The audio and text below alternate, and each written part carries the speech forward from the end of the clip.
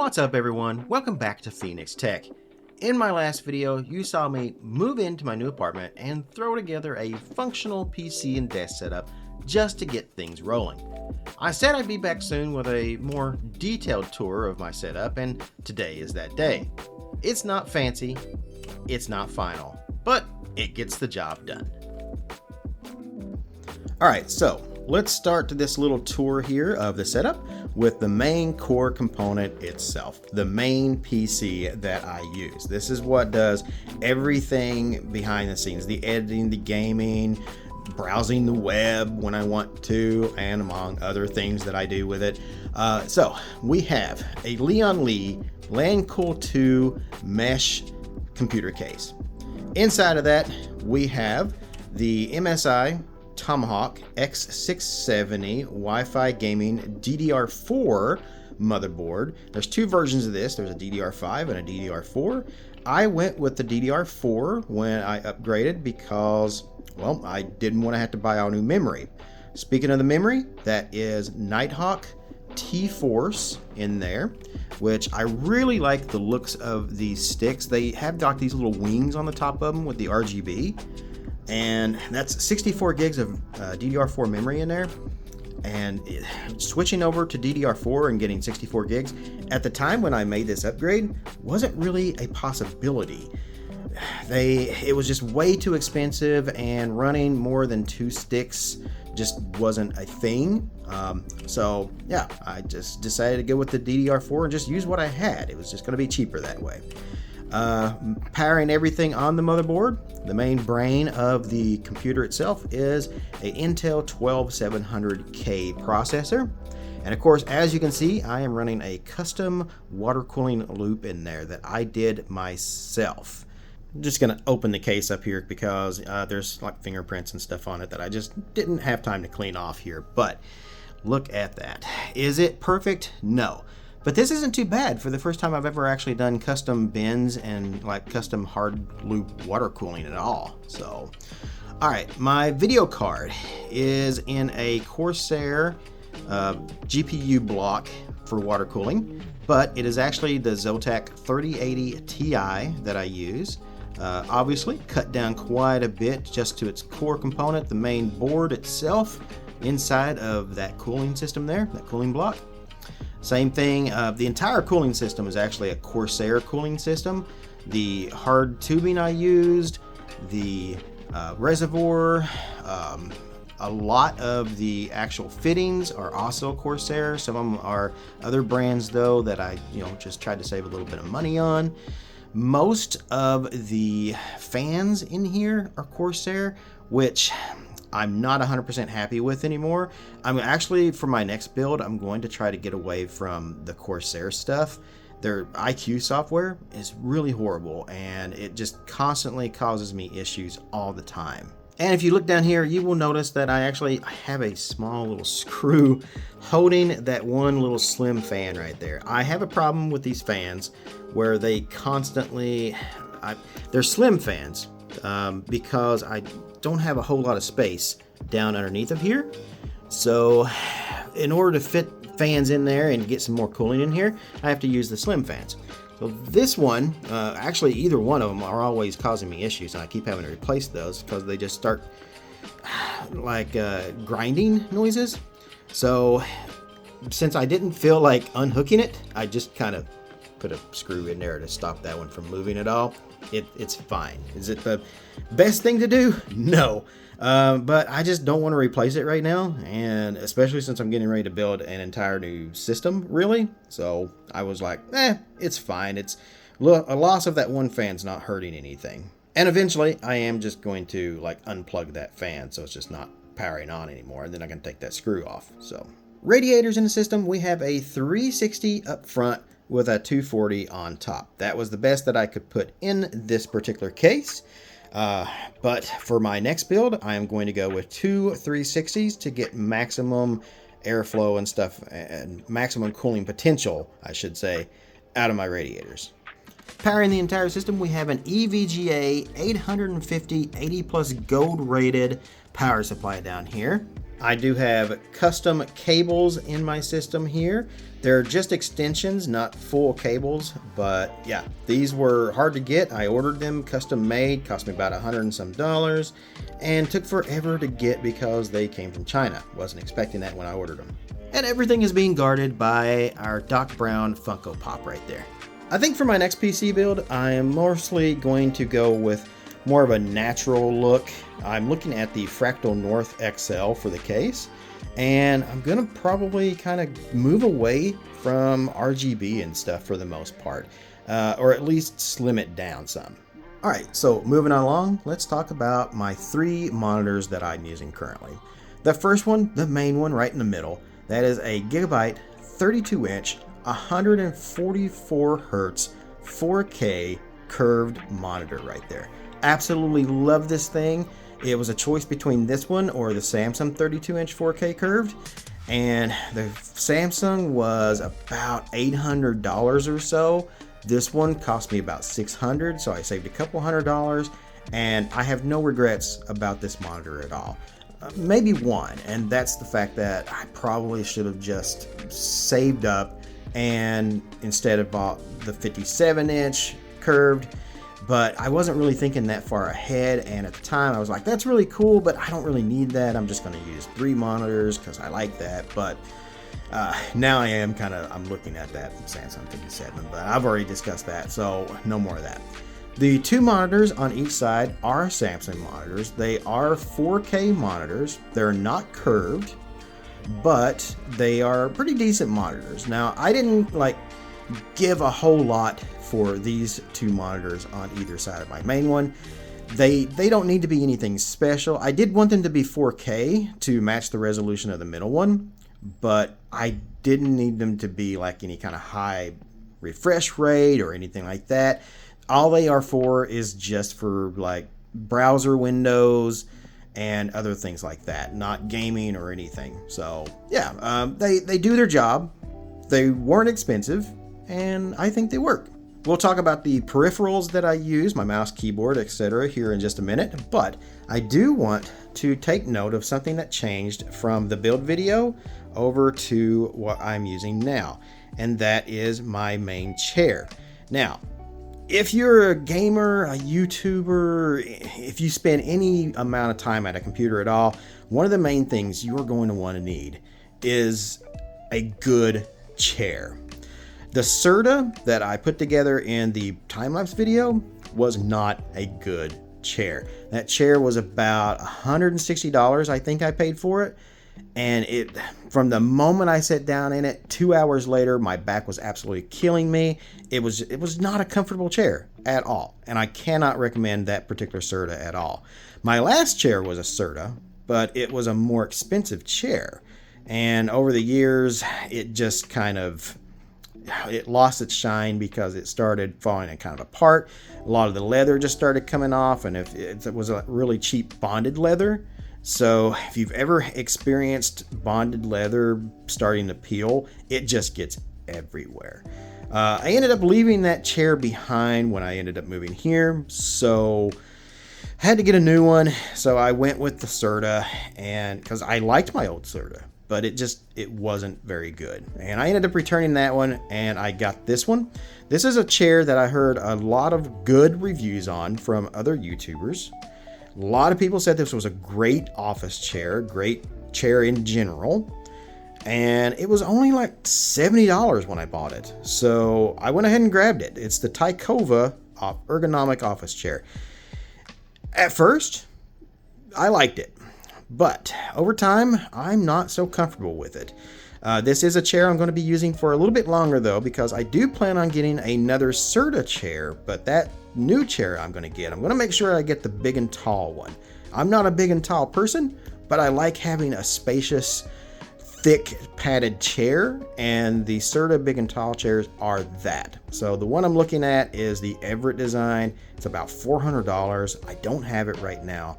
It is most likely going to probably be one of my next purchases, though, because I can't do any of this if I have back and neck problems and stuff like that. I can't do videos or sit and edit or sit on my computer for a long time. It hurts. So you need a good comfy chair to do that. So that's most likely going to be my next purchase. All right, a few odds and ends. The desk itself is a Wayland desk I bought over 10 years ago from Amazon. This is no longer available. I think I paid about $250 for it total. When it actually came shipped from UPS, I was surprised it all came in one piece with it being a glass top. But I really liked the looks of this particular desk, and I wanted it. So I purchased it. It came in, it was all in one piece, and I put it together. This whole desk has held up over the years, I have to say, quite well.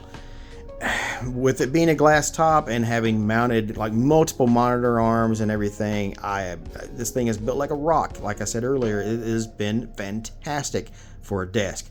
But as I've matured and kind of moved to different places and stuff, I have other ideas for what I want to do. So I'm going to go with a different route. And like I said, I've got a theme in my head. I'm trying to build everything and put it together. And yeah, I'm almost there to that point. Now, yes, I know my cable managing down there is a complete mess, but I honestly don't care. It's because when I put all this together, it was only supposed to be temporary until I put my next system in. I promise you the cable management on my next setup will be top notch. I will make sure to get all those cables up and underneath there, hidden and out of the way. Moving on to some of the accessories and decorations that I have just kind of laid out here. These are things that I pretty much use a lot of the time. We have my 10th gen iPad. It's the only Apple product that I actually own. I've had Samsung tablets, I've had other Android tablets. They didn't hold up as well as an iPad does. I'm not fond of the whole Apple tax and all that. I don't really like how Apple is kind of backwards on most of their controls and stuff. But I gotta say, the iPad, the best tablet I've ever owned. I used to have a 7th gen. It was fantastic, which is why I decided I was going to upgrade to the 10th gen. The whole reason I went from the 7th gen to a 10th gen is obviously to get a USB-C port. I mean, I do get, faster processor and stuff with it and a few other little things, but the biggest thing that I really wanted was I just wanted that USB-C port, so I don't have a ton of different electronics that all use random like different ports and cables and stuff like that. And since the 7th gen was a lightning cable, it was the only thing I had that used a lightning cable, and now I don't need the lightning cable anymore. I just have USB-C port. Then I have one of my absolute favorite controllers of all time. This is an Xbox Series X or S or whatever. It's an Xbox controller, and I really like the ergonomics of the Xbox controllers. I use this for a lot of different things, specifically when I'm playing shooters and stuff on my computer. And yes, I know I should do keyboard and mouse. It's better, etc. And I do on occasion. But sometimes I just want to chill and just use my controller. And then there's other games like WWE that you do need a controller for. Playing with a keyboard is not the best. My main headset that I use is a Corsair Virtuoso Pro Wireless XT. This one is actually the brown kind of leather look to it. These are kind of, I wouldn't say they're hard to find, but they are different. Most of the times when you see these in stores and stuff, they're the black, but I really liked kind of the brown leather look of these, which is why I went for them. They've been pretty good. I don't feel like they have a whole lot of bass to them. And for a couple of months last year, I was having a ton of trouble out of these particular ones. They would die and I would try to charge them and they just didn't want to charge up and they didn't want to work. I couldn't control the volume on them. Ever since I've moved to this new apartment and got everything set up here, I haven't had any real big issues with them anymore. So I don't know what the deal was. It's not like it was just something that was happening at one location, because it happened at my old apartment. And then when I moved to the other one with my ex, it was still happening. And now no more issues. I am going to replace these though, because sound quality wise, the sound quality is great. They are comfy. They're a little thick, so I don't really like the thickness of the ear cups and stuff, as far as not like the depth, because that's really good for my ears, but just the thickness of the cups in general, they come out really far on the side of my head and I kind of look weird, and I don't like that, even though nobody sees it really unless I'm streaming. But I'm just going to go with a different set. I'm really looking at the Sennheiser Momentum 4s. I think is going to be what I'm going to go with. I have some really cool kind of river table kind of wooden coasters here for drinks and things. I really like these. These are cool looking. And then I've got the box from Hellraiser as just kind of a really neat kind of replica. I didn't pay a whole lot for that. I got it off Temu, I think, for like $8. But I really like the looks of it. I've always wanted one of the Hellraiser boxes. Hellraiser's not one of my favorite horror films. I liked part 2, 3. I liked Bloodlines. I know a lot of people didn't. Bloodlines was the last one I actually enjoyed. After that, they got really stupid. But I always wanted one of the puzzle boxes from Hellraiser. And now I have one, and it didn't really cost me that much. This right here is going to come into play for my next build, which is going to be really cool as far as design and stuff goes. All right, now let's talk about all the peripherals that I use. All right, first up, the mouse and keyboard that I use. As you can see, both of these are Razer. The keyboard itself is the Deathstalker V2 Pro TKL, or it might be the V3. I think it's the V2 though. This keyboard is rather expensive. It is a wireless keyboard that I occasionally will use sometimes as wireless, but I kind of got it just because I know a lot of people don't like the Razer software, and it does have its flaws, but I do like the ability to be able to change the keys and stuff and the lighting and things on the keyboard the way that I would like to individually. I know a lot of other companies also have this kind of software that can do this, but I don't think any of them does it as well as Razer does, at least when it works. I also picked up this cool looking USB-C braided cable to kind of plug into my keyboard. So like I said, it is a wireless keyboard, but for the most part, I use it wired, except every now and then. I like having it wired up.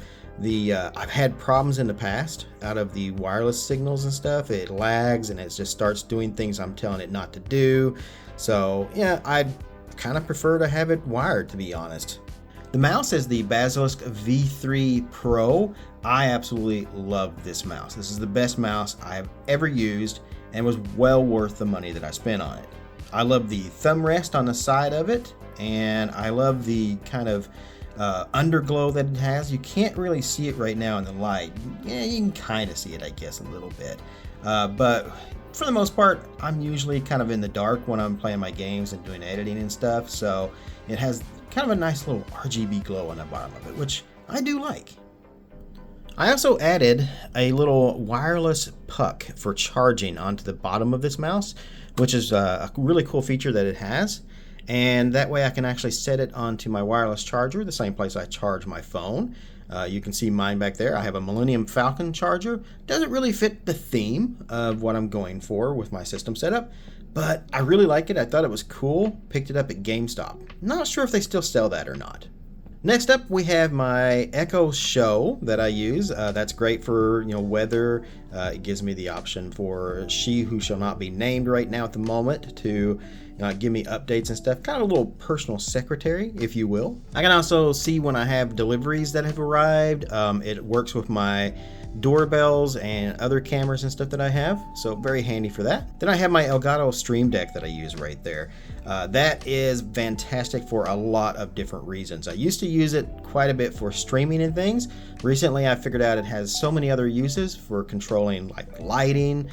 It can also be great for shortcuts when editing videos. Just fantastic piece right there. I have lost the little stand on it, but I do have my 3D printer, and at some point I may try to 3D print myself a new stand for it. Both of those are setting on my Otima, not sure how to pronounce that. It was just a little cheap soundbar that I picked up on Amazon.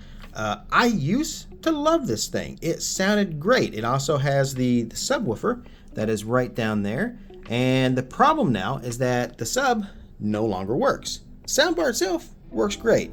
The sub, not sure. Something happened to it in my move, either from my original apartment to the second one or from there to here. Not 100% sure, but it just doesn't work anymore.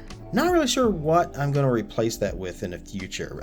I don't know, maybe like a Sonos bar or something like that. All right, so for my microphone, I decided a while back ago to up my game on this. I used to use the Audio-Technica AT2020 USB mic. Eventually, though, that one finally gave up on me, so I swapped over and decided to go big or go home.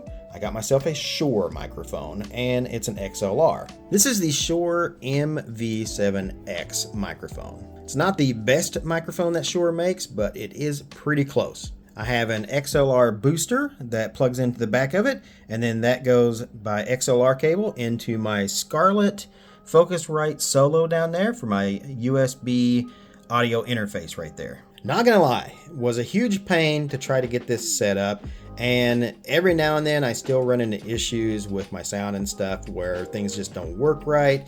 But when this works, it is fantastic, and it's so much better than using a USB microphone. On top of my Gigabyte 32-inch monitor, I have the Logitech C920 webcam that I'm currently using. It's not my favorite webcam, but it's the one that works for me right now at the moment. I also have a Razer Kaio Pro, which that one is fantastic. It's just a little bit too big for my use case right now at the moment. Also, since it's round and the Logitech is flat, the Logitech gives me the option of being able to put my new Razer light bar on top of that right there. I've never really seen the use for having a light bar on top of your monitors, and I still don't. However, I did get this for free for reviewing purposes, and you know, I do kind of like the RGB that comes off the back of it. Will I keep using this in the future? Probably. I'm not 100% sure yet. Guess we'll see once I get everything together for all my next upgrades. All right, so that's pretty much the end of the tour of my current temporary desk setup that I've been using for the last few months here. The next time you guys see this will be when I get ready to tear it all down and put in a completely new desk.